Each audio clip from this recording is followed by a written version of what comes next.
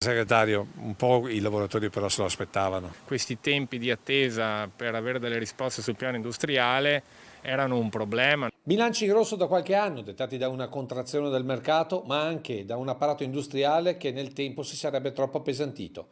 Un po' i dipendenti della Permastelisa di Vittorio Veneto si aspettavano che con l'entrata del fondo industriale nella proprietà una ristrutturazione fosse inevitabile per un'azienda che rimane comunque leader nei rivestimenti architettonici di case e palazzi in tutto il mondo. La volontà di salvare il marchio e di rilanciare la produzione secondo i sindacati c'è comunque tutta. Lo stabilimento per fortuna viene confermato, anzi il piano industriale che ci presentano è un piano di rilancio.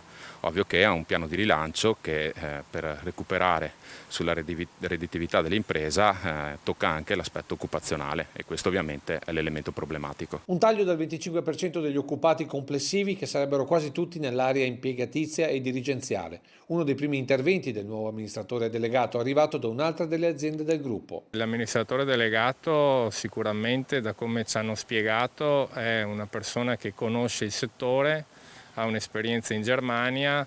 Ci auspichiamo che sia in grado di comprendere come si possa salvare l'occupazione anche facendo delle operazioni di riqualificazione del personale. Licenziamenti comunque congelati. Sappiamo tutti che fino a marzo c'è la cassa integrazione Covid e c'è il blocco dei licenziamenti. Proprio per questo lunedì mattina i sindacati incontreranno i lavoratori, mentre rimane aperto il dialogo con la nuova dirigenza. Abbiamo calendarizzato già un altro incontro che sarà agli inizi di dicembre.